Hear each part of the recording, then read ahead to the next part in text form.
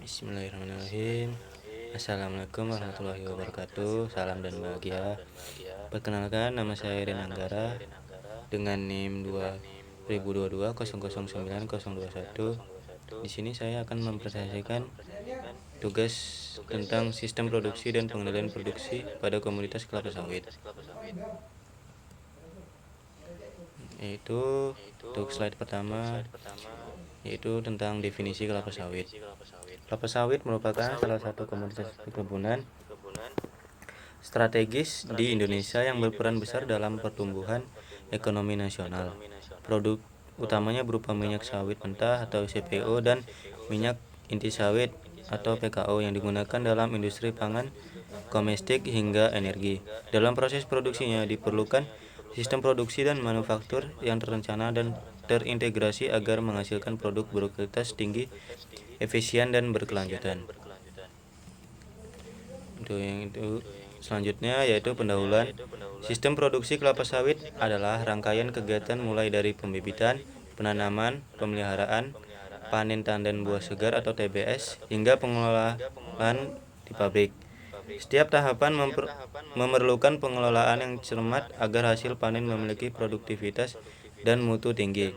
Manajemen produksi yang baik juga berfungsi menjaga kesinambungan antara sumber daya manusia, bahan baku, serta sarana produksi. Dengan pendekatan sistematis, proses produksi kelapa sawit dapat mencapai efisiensi maksimal dan mendukung keberlanjutan lingkungan.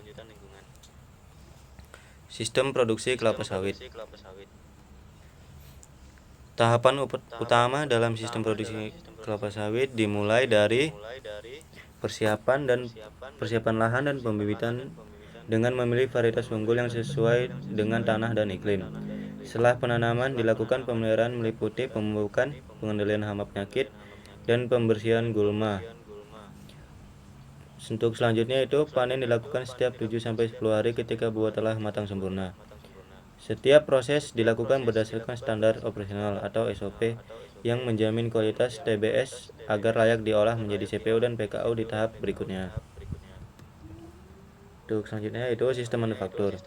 Proses manufaktur pada kelapa sawit dimulai ketika TBS masuk ke pabrik pengolahan. Tahapan utamanya meliputi perebusan untuk menonaktifkan enzim lipase, penebahan untuk memisahkan buah dari tandan, pengempaan untuk mengekstrak minyak, serta pemurnian untuk memisahkan minyak dari air dan kotoran.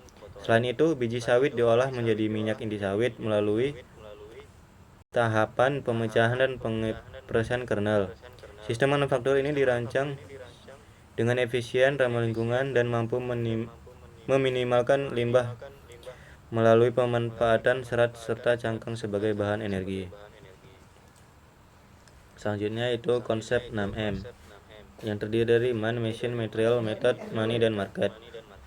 Meliputi pengelolaan sistem produksi kelapa sawit.